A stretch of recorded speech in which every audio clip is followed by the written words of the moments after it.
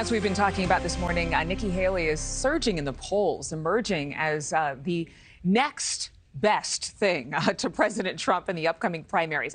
We say that because she's got the second highest numbers in New Hampshire. The former UN ambassador is now only trailing the former president by 15 percentage points, narrowing that gap in New Hampshire, according to a new St. Anselm College poll.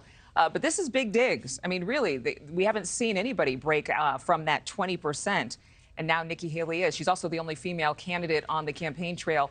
Haley's been the subject of some repeated sexist attacks, from being labeled as Dick Cheney and 3-inch heels, if you think that's sexist, to hearing she was, quote, past her prime. That certainly was much talked about and very controversial. But our next guest says the way Haley has responded to some of these insults could be a driving force behind her recent momentum. Joining us right now is Jennifer Horn, former chair of the New Hampshire Republican Party. Thank you, Jennifer, for being with us. I know you were quoted in a recent article from our partners at The Hill. You actually said Haley is in a lose-lose scenario when it comes to actually saying anything about these sexist attacks. Do you think there's a double standard, that she can't stand up for herself, where she'll look like a capital B?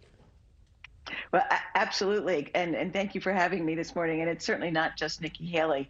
You know, historically in politics, when women try to stand up for themselves, when they try to be assertive or even aggressive in their messaging, they are labeled and perceived very differently than men.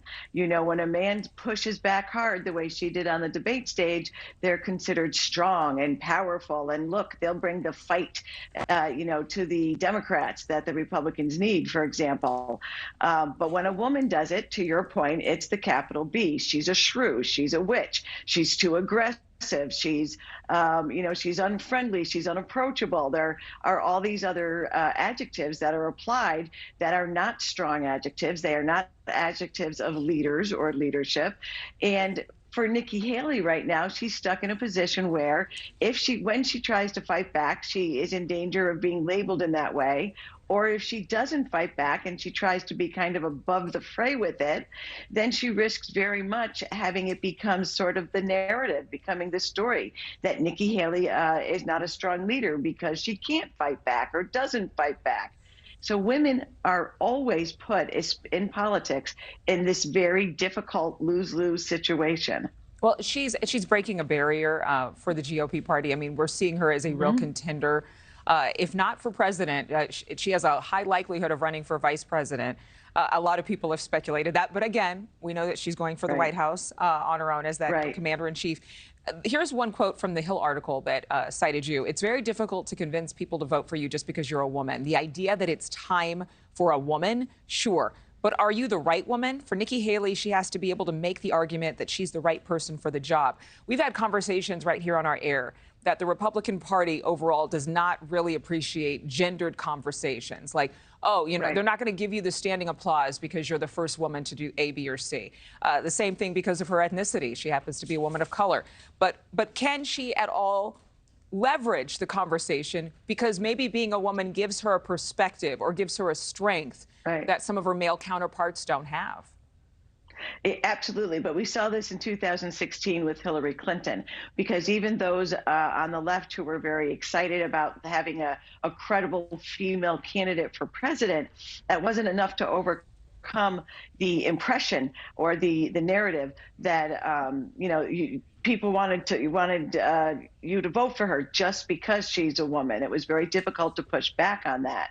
Now, for Nikki Haley, she's in a situation where in my opinion, her best opportunity here is to narrate her message, to give, you know, to bring the language forward that lays out what her experience is as a woman without making the message vote for me because I'm a woman.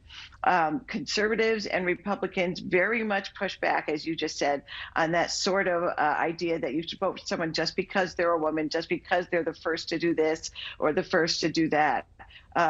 but she can also, she's very quick on her feet. She's very smart. She's very clever. She can also take the opportunity to push back on these guys instead of attacking them or saying you're being sexist or you're insulting me, but take their attacks and make it part of her argument about their weakness as leaders, that's all they can talk about, that's all they have, and they're not able to talk about policy and experience. Well, we certainly thank you for watching. Go to newsnationnow.com to find NewsNation on your television provider, and don't forget to click the red subscribe button below to get more of NewsNation's fact-driven, unbiased coverage.